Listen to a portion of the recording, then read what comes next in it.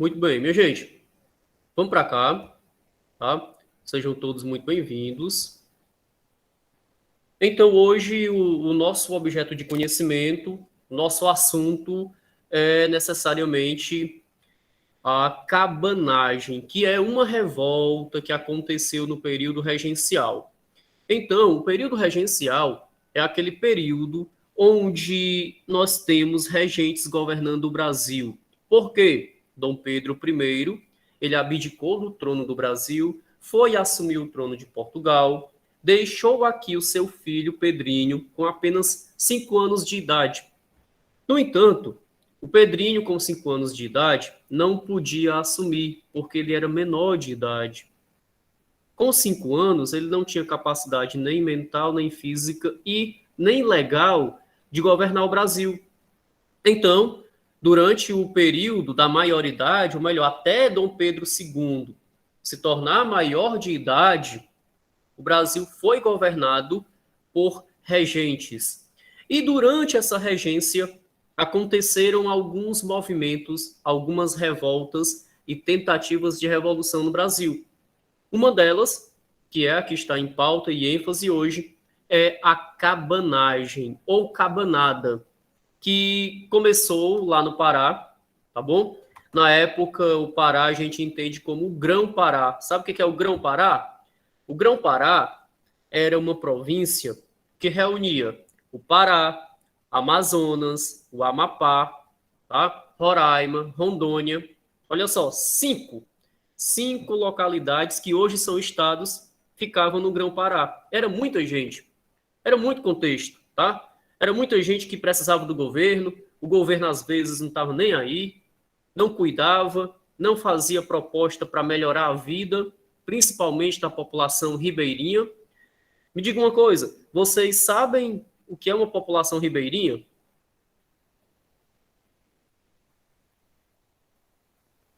Se quiserem falar, podem falar, tá bom? Não, Não? População ribeirinha é aquela população que mora perto dos rios, tá? Perto dos igarapés, perto de rio. E aí eu acho que vocês já viram uma vez, né? E por aqui perto também, uma casa de taipa. O que é uma casa de taipa? Uma casinha feita de barro, né? Uma cabaninha. E as casas lá eram assim, cabanas, próximas aos rios. A moradia era ruim, os indígenas, a população mais pobre, ribeirinha, que morava ali perto dos rios, no Grão-Pará, vivia de subsistência. Né? Às vezes não tinha nem o que comer direito, não tinha representatividade, estavam na miséria, estavam abandonados. E eles se sentiam abandonados pelo governo central, pelo governo regencial, tá? Que ficava lá no Rio de Janeiro. Então era assim, era muito cômodo para o governo regencial. Resolvia tudo no Rio de Janeiro, mas algumas regiões ficavam abandonadas, algumas populações ficavam abandonadas, e foi o que aconteceu lá no Pará, certo? Lá no Grão-Pará. E aí, nós temos aqui quais foram as causas da revolução, ou da tentativa de revolução, da cabanagem. Minha gente, é assim, ó. Existiam dois grupos fortes, tá? O principal deles eram os cabanos. Professor, quem é cabano? É quem mora naquelas casinhas próximas aos rios. População mais pobre, certo? E aí, a camada mais pobre, como a gente pode ver aqui na lâmina, ó, era composta por quem? Por indígenas, mestiços, pobres, certo? E por que que eles estavam pé da vida indignados? Ora, porque eles não queriam mais permanecer naquela situação de miséria, de fome, de abandono, tá? E existia também outra ala social lá do Grão-Pará, que eram os fazendeiros mais ricos, abastados. Professor, que diabo é abastado? Abastado é aquela população mais rica, elite, tá bom? E aí, minha gente, o que que ocorre?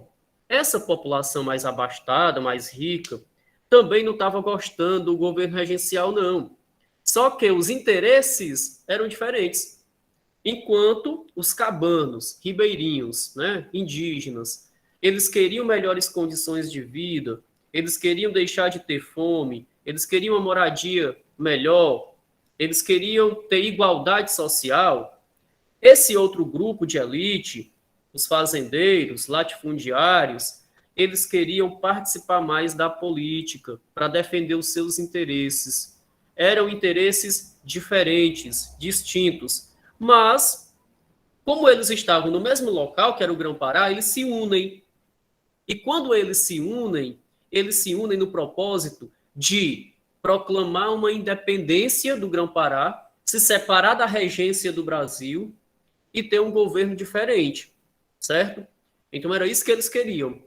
Professor, e esse gifzinho aí é o quê? Ora, é uma briga, né? Os rapazes aqui estão brigando. E por que estão brigando? Representa justamente o conflito da revolta da cabanagem, que aconteceu chibata, briga entre eles. Beleza? Continuemos aqui. Se liga.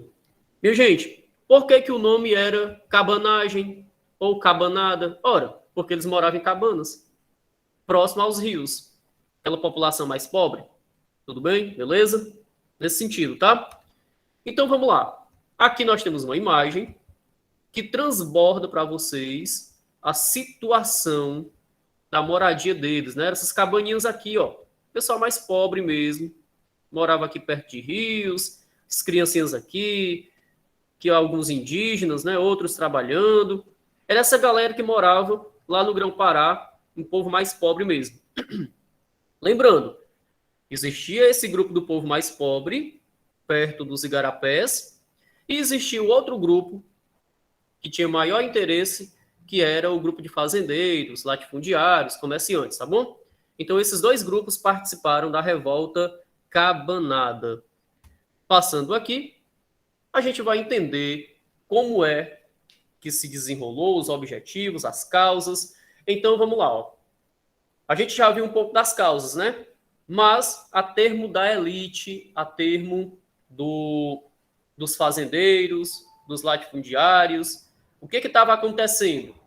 O Grão-Pará estava sendo abandonado pelo governo. O governo não tratava nada para ajudar o Grão-Pará.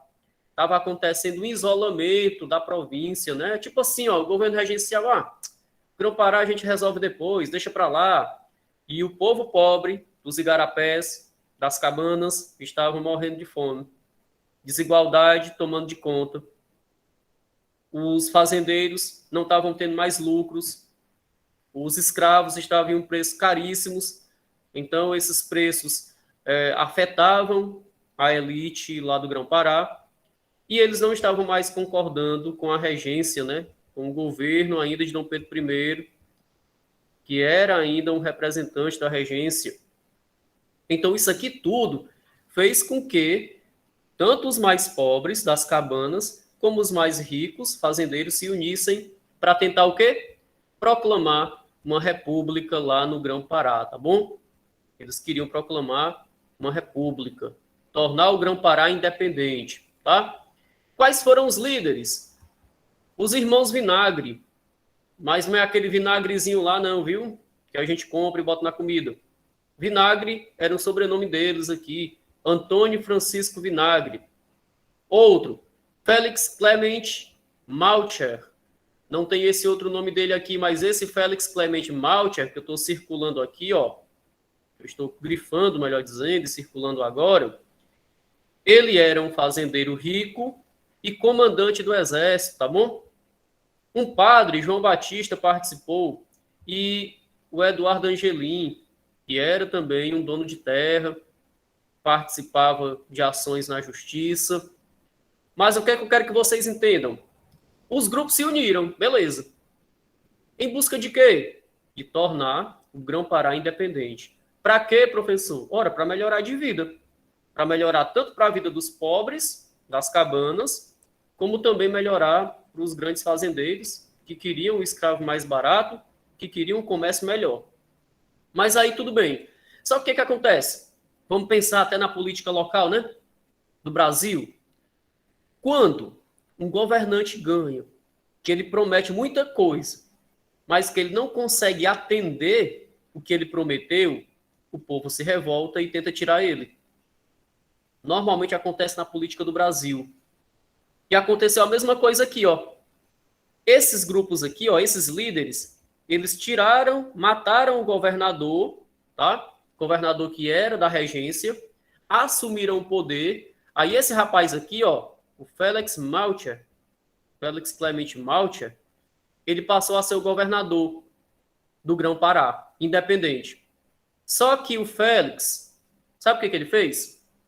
Ele fechou os olhos para a população cabana, indígenas, mestiços, que passavam fome, que estavam em miséria, não resolveu nada deles, nem problema de moradia, nem a fome, e ele só ajudou aos fazendeiros, aos comerciantes. Então, os irmãos Vinagre, ó, esse Antônio e esse Francisco aqui, ó, eles não concordaram com isso, se juntaram com a população mais pobre, tiraram Félix Clemente do poder e assumiram um novo governo, certo? Só que faltava um projeto político. É por isso que a cabanada não foi para frente, porque eles não se entendiam, viviam brigando e mudando de governo, certo? E aí, o governo regencial contrata tropas, manda mercenários, a Guarda Nacional, e eles conseguem massacrar os cabanos, ganharam a revolta, acalmaram os ânimos e 40 mil homens morreram nessa guerra, certo? Lá do Grão-Pará. Tá bom? Participação popular. Quem foi que participou? Muitos indígenas, negros que queriam sua liberdade, mestiços, escravos, tá certo? Pessoas que não tinham posses. Professor, o que era posse? Riqueza. Tudinho aqui, a maioria era pobre. Eles participaram aí. Lutavam contra o quê? Os cabanos. Eles lutavam contra a desigualdade, certo? Eles tomaram o poder, mas depois eles foram traídos, né? Os irmãos Vinagre aí tomaram o poder junto com os cabanos e logo depois eles foram traídos pela elite, né? Alguns fazendeiros que participaram da revolta começaram a ver que essa revolta estava sendo muito radical, que a revolta queria a liberdade dos escravos. Aí eles pensaram assim: peraí, eu estou participando da cabanada, mas aí a cabanada ela está querendo acabar com a escravidão e eu vou perder meus escravos. Então, peraí, eu não quero isso não. Aí eles traíram o movimento, tá? Traíram a revolta popular. E no final das contas, a cabanada foi derrotada pelo governo regencial, né? É importante a gente frisar isso. E aí, ó, o Grão-Pará. Professor, quem era o Grão-Pará? Era o Pará, certo? Amazonas, Amapá, Amapá. Rondônia e Roraima. Diga lá. Eu só estava acompanhando realmente o que você estava falando, que era o Grão-Pará, que no caso era a junção desses estados aqui do Brasil. Exatamente. Então, percebe, não era um local enorme. Eram vários estados em um só. Era o Grão-Pará. Professor, o que é grão? É aqueles pedaços? Não, grão é porque é grande. O Grande Pará, né? Realmente era grande. Era Pará, Amazonas, Amapá, Roraima, Rondônia. Tá certo? É por isso que a gente fica impressionado. Mas, gente, era isso tudo? Era isso tudo, sim. Tá bom? Era o Grão-Pará. E uma coisa interessante para nós vermos, certo? Deixa eu mostrar aqui os objetivos e tal. Então, assim, os objetivos. O principal deles era tornar a província do Grão-Pará independente. Eles queriam proclamar uma república lá. Tá? Conseguiram? Conseguiram. Por muito tempo? Não, por pouco tempo. Porque o governo depois, a regência consegue derrotar. Tá certo? Por que que foi facilmente derrotado? Porque, assim, eram dois grupos, lembram? Era um grupo dos cabanos, pessoal mais pobre, indígenas, negros, que queriam igualdade social, que queriam acabar com a miséria, e um grupo dos mais ricos, que eram os fazendeiros. Só que, imagina aí, minha gente, esses dois grupos, eles tinham vontades, anseios distintos, diferentes. Enquanto o grupo dos cabanos queria acabar com a escravidão, o grupo dos fazendeiros, eles não queriam perder os escravos. É por isso que eles se desentenderam, tá certo? Então eles não tinham um projeto político igual, não. Eles tinham interesses diferentes. logo não deu certo, tá? E aí, a gente finaliza, mas eu vou só mostrar aqui uma... Quero mostrar para vocês uma imagenzinha aqui. Lá no Pará, ainda hoje tem um monumento, tá? O monumento é esse, ó. O monumento, ele guardou os corpos de alguns líderes da cabanagem. Esse monumento aqui, ele foi feito por Oscar Niemeyer. Aqui dentro, certo? Fica o quê? Fica tipo uns túmulos. Hoje em dia ele é abandonado. Incrível, né?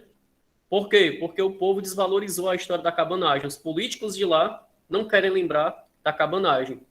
Aí olhem para cá, ó.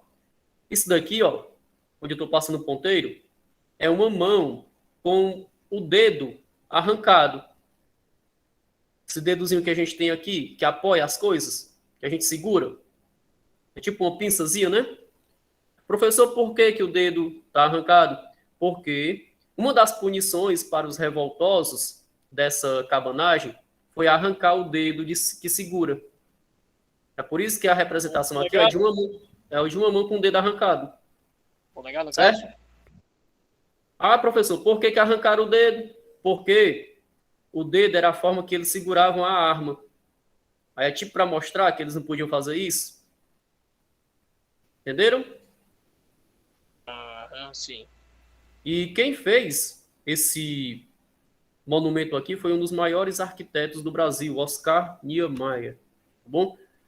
Lá dentro, ó, tem essa parte iluminada, que vem dos raios solares, e aqui ficavam os corpos dos líderes. Certo? Então, minha gente, assim a gente finaliza aqui a nossa explicação, tá bom? É apenas realmente para a gente ver, entender um pouco desse contexto da cabanada. Eu vou finalizar aqui a aula e a gente retorna lá no grupo da nossa escola, tá bom? Fique com Deus e até em breve. Vamos lá para o grupo. Tchau.